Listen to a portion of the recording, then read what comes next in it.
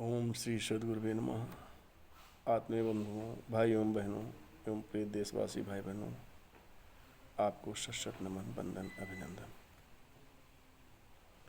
इस महान परिवर्तन की बेला में हम सभी लोगों को अत्यंत जागरूक होना चाहिए, क्योंकि इस जो समय चल रहा है बड़ा ही कष्टपूर्ण समय चल रहा है।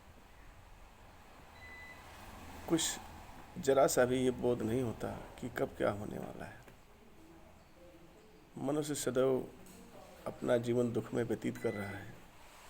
इसलिए ये संक्रांति काल की बेला चल रही है। आप सभी भाई बहनों को पूरी जागरूकता से अपने जीवन को आगे बढ़ाना है।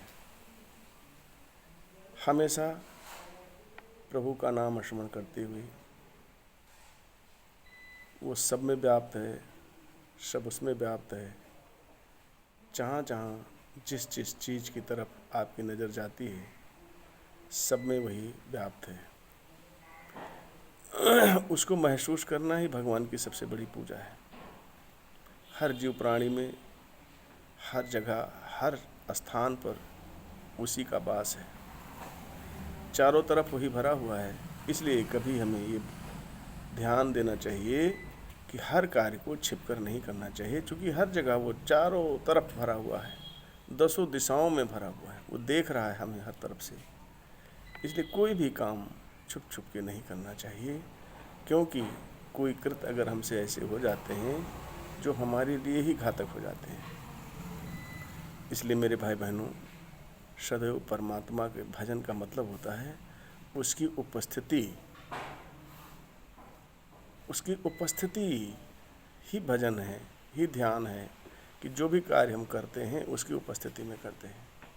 और जब कोई कार्य उसकी उपस्थिति में हम करते हैं तो हमें बोध होता है कि ये कार्य उचित होना चाहिए। जैसे कोई कार्य हम समाज का करते हैं, समाज में करते हैं, तो ये हमेशा ध्यान रखते हैं कोई गलत ना हो जाए।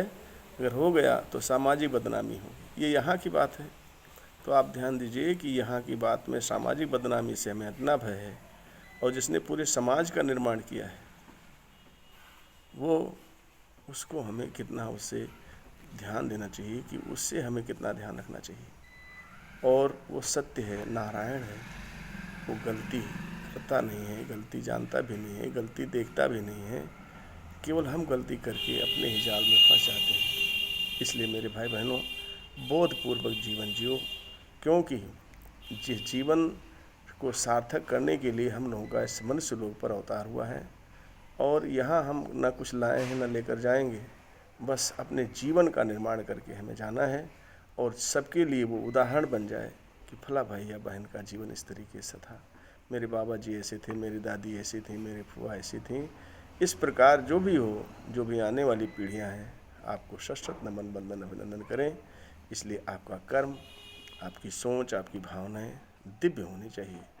और उन दिव्य कर्म की भावनाओं से, सोच से, विचार से इस पूरे संसार में आपका यश पताका चारों तरफ फैलाएगा।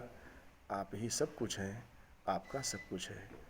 ओम शांति शांति शांति।